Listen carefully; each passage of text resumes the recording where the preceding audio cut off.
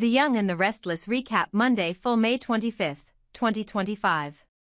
Claire's slap-shocked fury was still reverberating through Genoa City when another front in the city's quiet war began to open, this one moving on a corporate axis that touched almost everyone by one remove.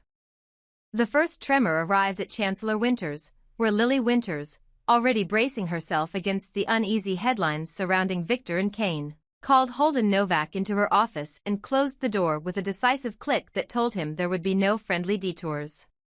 The tension between them had nothing to do with rumor and everything to do with risk. Holden had been orbiting people and projects that now seemed to sit squarely in the crosshairs of men who considered leverage a language, not a tactic. Lily's questions were precise. When had Holden last seen Cain? What exactly had been discussed about consulting? Why had certain outreach lists placed him in proximity to Claire and a small constellation of Newman and Abbott interests? And what harmless check-ins had lately multiplied into patterns that looked a lot less like coincidence and a lot more like reconnaissance? Holden, equal parts candid and cagey, tried to keep his balance on a floor that kept subtly tilting. He admitted to introductions that had seemed routine, dinners that had felt polite until they began to feel strategic, and a handful of favors that now read like early moves in someone else's game. Lily listened without blinking, measuring every syllable, filing it against a private ledger of who might hurt her company next and how quickly she would need to move to keep the damage theoretical. She was not hunting gossip. She was isolating variables, because in Genoa City reputations could be mended but supply chains and launch calendars could not, and the clock on Abbott Communications' debut was ticking with the merciless regularity of a metronome. Across town, in an office that seemed to hold echoes of 1,000 previous arguments, Nick Newman and Adam Newman sat down to do the thing they were both good at and both sick of: dissect the pros and cons of their father's latest plan as if it were a patient on a table they couldn't refuse to operate on. The intelligence was straightforward. Victor had maneuvered himself into close proximity with Cain, not in a public boardroom or a convenient jet but on a private train, a moving cocoon that turned distance into privacy and motion into cover. Pros: control the environment, limit leaks, transform a confrontation into an encounter framed as destiny rather than ambush, and keep any blowback away from cameras and corridors where rivals could eavesdrop. Cons: escalate a conflict with a man who had already demonstrated an appetite for escalation, catalyze collateral damage that would inevitably bleed into adjacent brands, Chancellor Winters, Jabot, and yes, Abbott Communications, and risk reminding every stakeholder from investors to family that the Newman method still prized victory over peace. Nick leaned toward the argument that stability demands boundaries, that one more controlled burn near the family's perimeter could scorch their own house. Adam leaned, as ever, toward the precision strike, the chess move that accepted hazard now to prevent a worse hazard later, even as he privately admitted that the board was crowded with wild cards. Both brothers understood that their analysis would neither restrain nor accelerate Victor. The real function of their debate was to anticipate where the tremors would land so they could build braces in advance. The day's strange optimism belonged to Sally Spectra, who arrived at Billy Abbott's place carrying garment bags that looked like banners and a kind of laughter that blew the dust off the last few grim weeks. Abbott Communications' launch was finally close enough to taste, and if there was nervous electricity in her hands, there was also joy, the kind that only shows up when a designer sees a runway in her head and a headline on the horizon. In the living room she built a miniature stage, first a modern sheath that captured light without begging for it, then a slinkier silhouette that whispered risk, and finally the third, an exquisite navy velvet that seemed to pull the room's oxygen into its fold and then release it as applause. Billy, who had once lost the knack for letting good things feel good, found it again as he watched her move. He told her she looked gorgeous, all breath and grin, and meant it like a promise. They talked launch logistics and signature beats and the odd fact that responsibility and thrill can occupy the same square inch of ribcage, and for a precious interval the world narrowed to fabric, angles, and the feeling of being a team with momentum. Sally asked which dress told the best version of her story and he picked the velvet, because it turned ambition into posture and nerves into glamour, and when she confessed that excitement sometimes braided itself with fear, he answered with the simplest vow he had. Step by step, he would be there, not to carry her but to steady the ground. The spell broke on a vibration. Billy's phone lit with the name of a private investigator and the room's temperature dropped half a degree. He listened, a frown traveling from his eyes to his jawline, and asked the question you ask when you already suspect the answer. Do you have something on Cain? And when he hung up he told Sally the headline. Victor and Cain were together on a private train, out of sight, out of reach, and in motion toward a conclusion no one could yet name. Sally's mind leapt ahead of the facts to the implications. If Cain realized Abbott Communications had been quietly watching him, if he traced even one thread back to Billy, the response would not be confined to a nasty phone call. Cain's version of warfare was rarely theatrical, it was precise, systemic, and commercially indifferent to collateral. The brand she had poured her talent into could become a battlefield without a single public skirmish, killed not by rumor but by interrupted freight, sabotaged ad inventory, a whisper campaign that curdled investor nerves, or a delivery glitch engineered to make brilliance look like incompetence. Lily's second pass at Holden was less interview than stress test. She laid out, in careful neutral language, how a certain pattern of meetings and introductions could be construed by a clever adversary as the preface to infiltration, how the wrong person could weaponize a perfect misunderstanding, and how she refused to allow Chancellor Winters to become the staging ground for anyone's proxy war. She was fair, not gentle. She acknowledged that Holden's proximity to several volatile nodes might have been more naivete than design, but she also made it clear that naivete is a luxury industries cannot carry when launches are counting down and supply chains are a single outage away from embarrassment. Holden's reply was the small, important kind. He would remove himself from any corridor where his presence could be misread, he would flag anomalies before instinct turned them into anecdote, and he would accept, without sulking or self-defense, that the grown-up thing to do sometimes looks like absence. Lily nodded once, the kind of nod people give when they appreciate both the decision and the fact that it took courage to make it, and then, because she is as practical as she is protective, she escalated her own mitigations, duplicate vendor pathways, staggered freight for the Abbott Communications reveal, pre-written messaging that could be deployed within minutes if an outage tried to paint incompetence on competence, and a quiet heads-up to Billy that wasn't panic but prudence. In Genoa City, crisis managers don't wait for crises, they assemble antidotes and label them just in case. Nick and Adam's analysis bled into a decision tree. If Victor's train gambit resulted in détente, they would still have to play defense against a counterstrike from the man who never accepted mere survival as a win. If it resulted in rupture, they would be triaging for days, maybe weeks. Nick pushed for a courtesy warning to Billy on the logic that cross-family courtesy inoculates against long grudges. Adam, remembering a dozen moments when transparency had been read as interference, argued for a narrower channel, advised Sally through a back door she could choose to ignore without feeling surveilled. Both brothers were haunted by a single, unspoken reality. Their father's plan, whether brilliant or reckless, sat on the same tracks as multiple other people's livelihoods, and the risk calculus for men with last names that doubled as corporate logos was not the same as it was for everyone else. In the end they split the difference. A cautious pulse to a mutual friend would travel faster than a memo and softer than a siren. At the same time Adam sent a message Sally would recognize as his short on drama, long on implication, check redundancies, assume a stress event, treat gossip like a fuse. Sally read it, felt the hair rise on her arms, and thanked him with a heart she pretended not to mean. Sally and Billy built their own defense like designers, because that is who they are, not with paranoia but with architecture.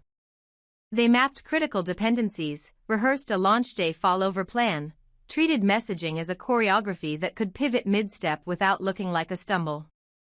Sally called the velvet dress not just a look but a thesis, resilient fabric with a depth that photographs can't fake, and she applied the same principle to their rollout, resilient schedules, depth of creative assets, nothing brittle enough to snap when squeezed.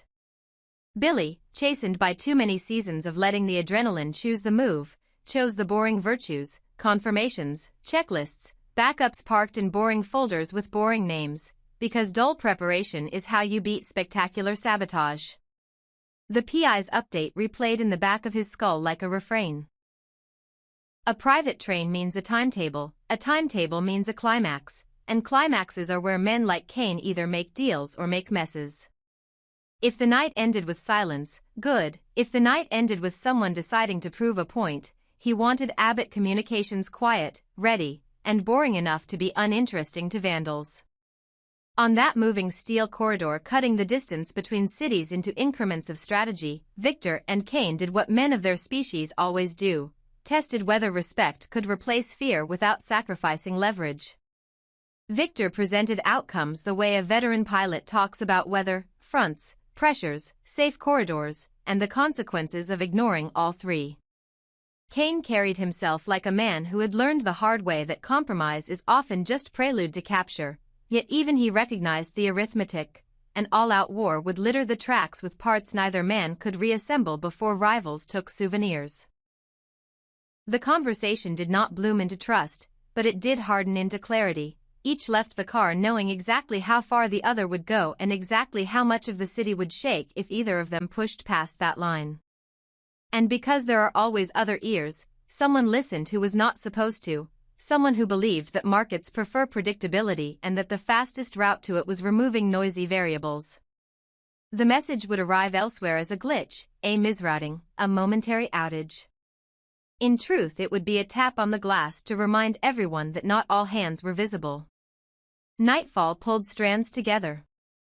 Holden, honoring the promise he'd just made to Lily, texted Claire a brief, careful goodbye to the casual proximity that had started to look like a headline, then drove alone until the city gave way to road and the road to thought, leaving behind a version of himself that hadn't yet learned the cost of being adjacent to power.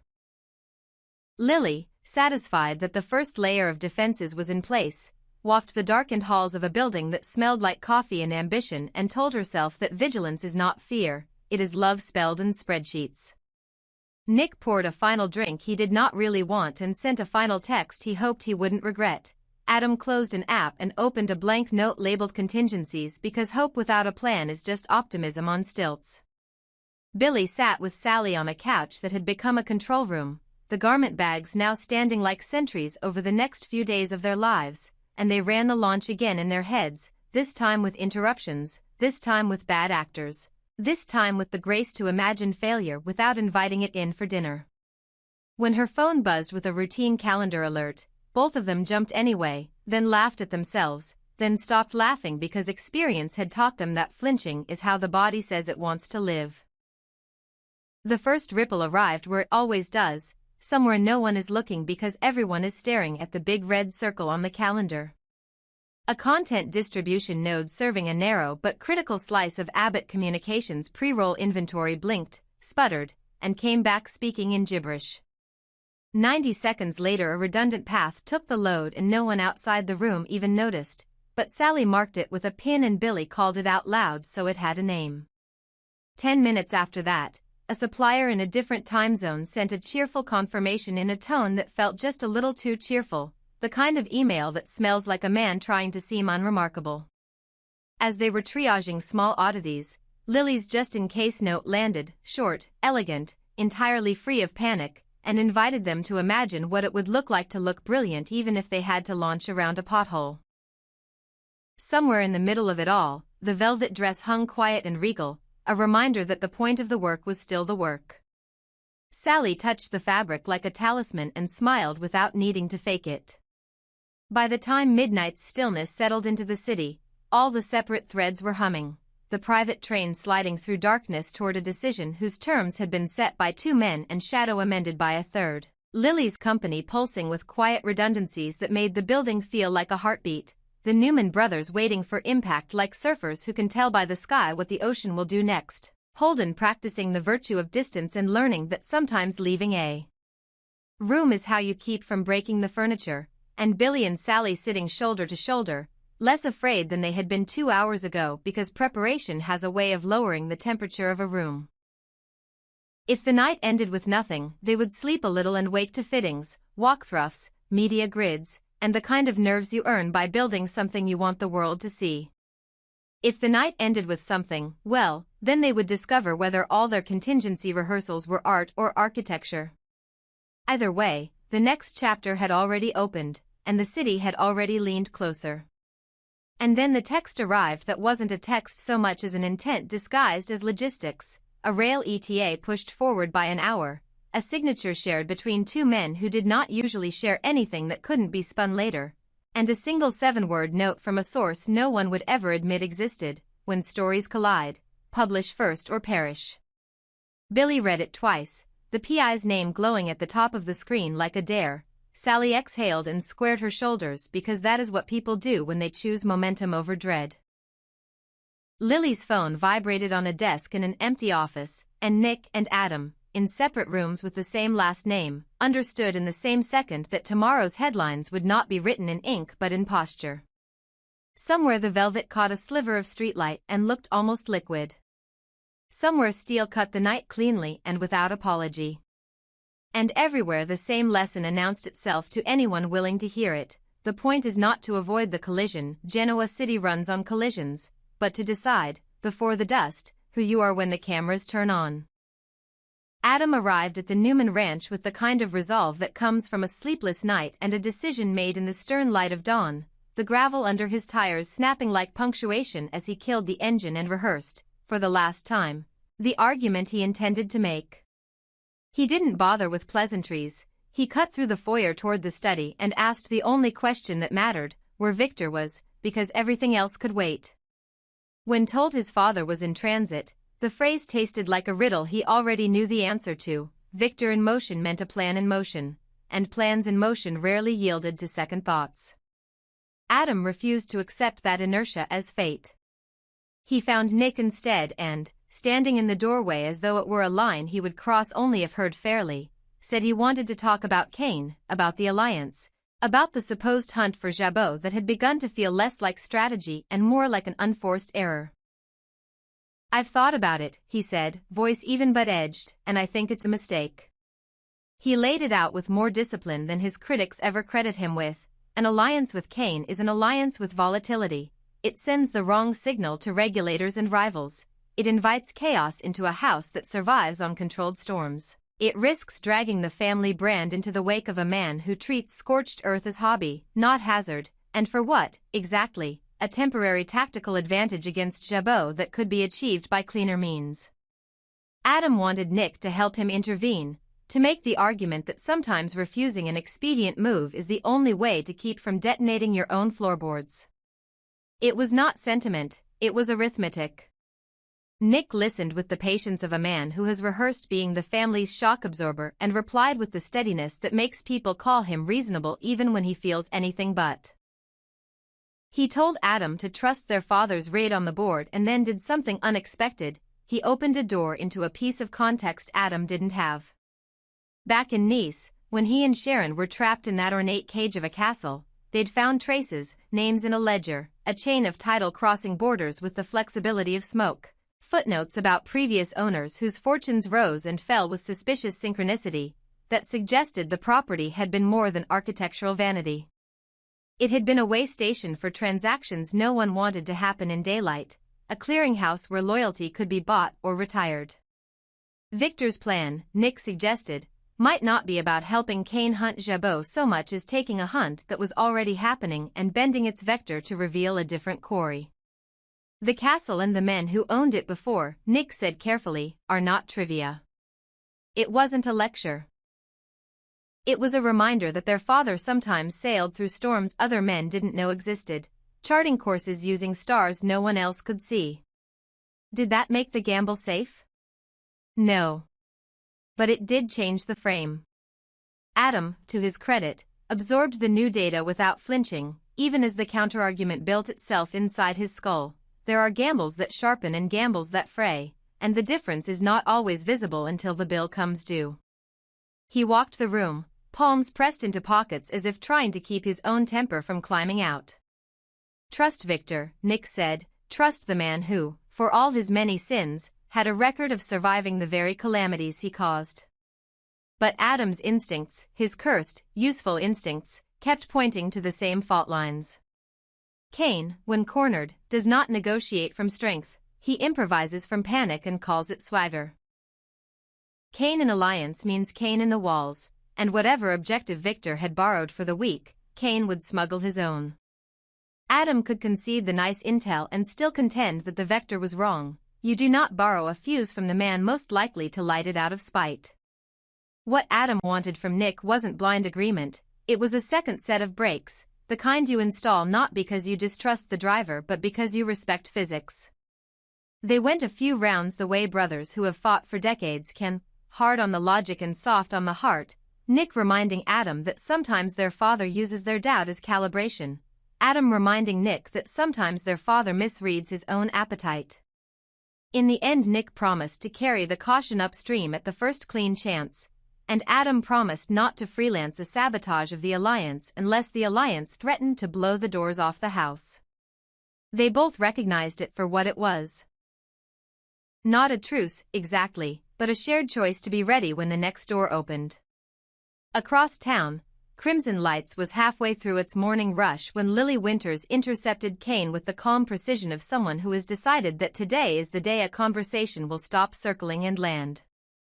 She asked him, without preamble or theatrical scorn, why he'd hidden the contours of his plan and whether the hiding came from strategy or fear. Cain parried at first, offering the kind of evasions men in his position always think they invented: timelines, moving parts, the danger of speaking too soon, but Lily did not blink. She was not auditing his ambition, she was measuring the distance between the man he said he was and the choices he was making. The talk, as it always did when they exhausted the corporate vocabulary, leaned into the personal. She told him what he already knew but refused to sit still long enough to feel.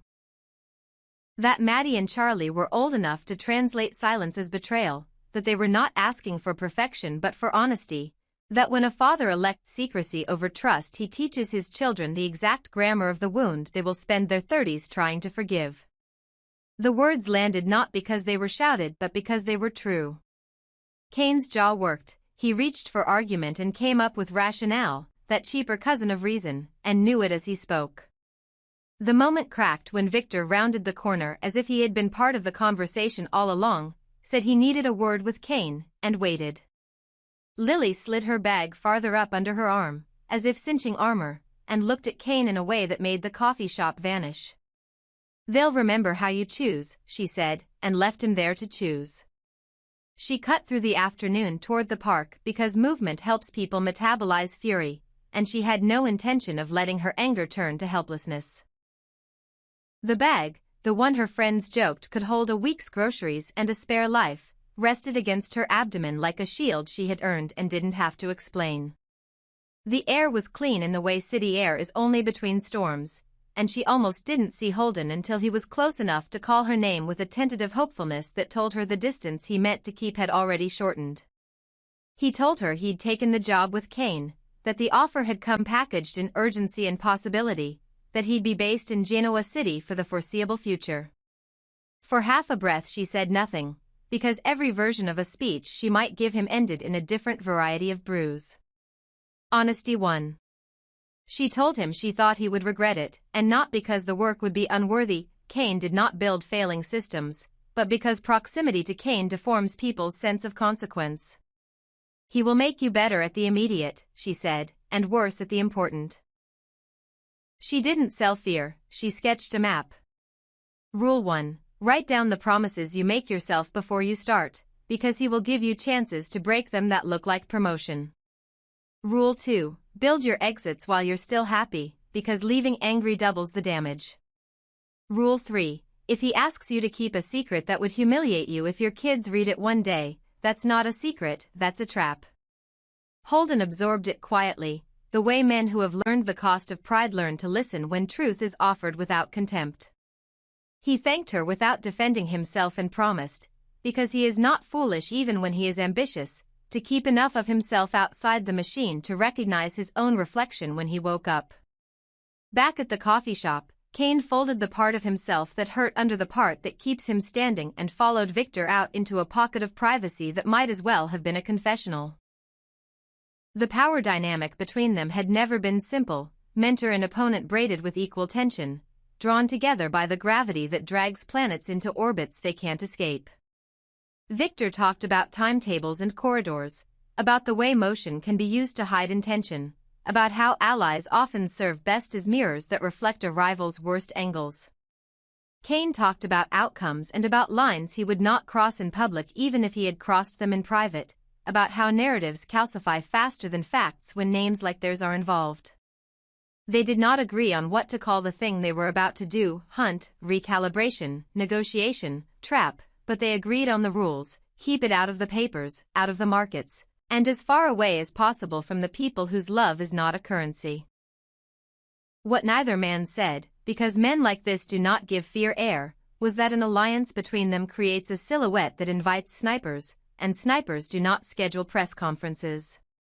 At Newman, Nick tried to balance useful transparency with the instinct to avoid pouring gasoline on embers. He relayed the nice context to Adam in fuller color, including the suspicion that one of the castle's previous owners had used a shell tied to a European cosmetics distributor that once circled Jabot like a shark that never quite bit.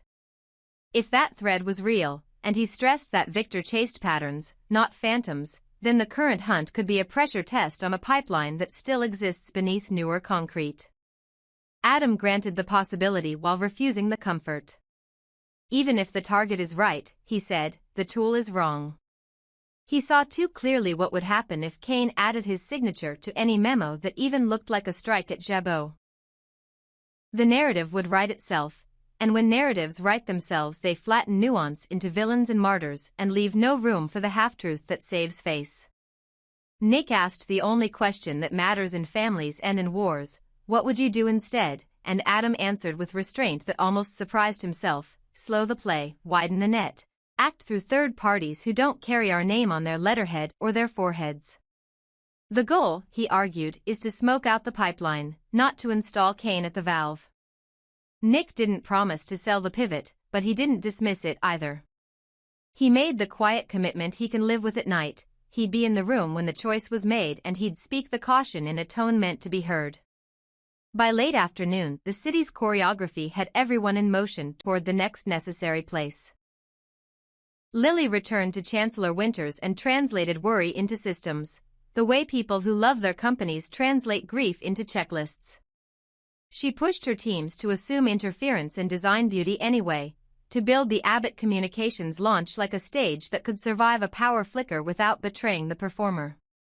Cain took a call that changed his route by an inch and, as a result, his chances by a mile. Victor received an update that reaffirmed his sense that the nice ledger was not a ghost story but a live wire hovering beneath a floor the market assumed was safe. Adam drove without music and composed in his head the kind of argument you offer someone you love who has taught you to argue in the language of results. Nick found Sharon's number on his screen without remembering pressing it and asked her for the one thing she offers better than anyone: whether he was missing a human truth because he was busy sorting the tactical ones. Holden opened a fresh legal pad and wrote his 3 rules at the top because sometimes writing your name under a promise is how you keep the promise from turning into an excuse. Evening loosened the edges of the day, and the collisions sharpened. Victor and Cain took their discussion into a corridor of logistics that felt more like choreography: what to show, what to hold, which phone to leave at home on which day, which intermediary to employ so that deniability had teeth and not just a smile. If they were to pressure the channel that ran from a relic in Nice to a present-tense competitor, they would do it with restraint that looked like politeness and force that looked like luck. Victor explained, in the patient tone of a man who has sold 100 ambitious men on patience, that the prize wasn't the humiliation of Jabot, it was the exposure of a mechanism that, once outed, would stop poisoning the room for everyone. Cain accepted the construct while refreshing the internal lockboxes where he kept his non-negotiables, because he knows the choreography of cooperation can become the quicksand of subjugation if you don't keep your weight on the balls of your feet. In the same hour, in a different part of town, Lily crossed the park again and saw Holden still there, writing laws for himself in ink. It made her want to believe that proximity to ambition didn't have to threaten the part of you that tells the truth. She told him so, briefly, before leaving him to the quiet that makes decisions stick. Night threw a shawl over Genoa City, and threads that had spent the daylight running parallel began to twist. A message passed through a channel Adam hated but trusted, the kind that leaves no screenshot, hinting that the ledger trail from Nice had a domestic mirror and that the mirror's first fingerprints belonged to a boutique advisory firm with a habit of renting legitimacy by the hour. It was the kind of breadcrumb that inflames impatience, and Adam had to swallow the old urge to sprint alone into the dark. He forwarded it to Nick with a 2-word caption that amounted to a treaty, "You first." While they drafted, separately and together, versions of the question they would put to Victor when he was reachable, Sally Spectra texted Lily a small proof-of-life photo from inside a rehearsal room, fabric-pinned, light-tested, a smile earned, and Lily, who believes in letting good news survive on bad days, sent back a note that said simply, "You're ready." In a different room, Billy took a call from his private investigator and learned the thing that reformulates days. Victor and Cain would not be in public tonight, which meant the outcome would be decided in private and announced only by tremors. He looked at the wall where he kept the boring schedules that protect the beautiful ones and decided to print a fresh copy because the act of taping paper to a wall can feel like control.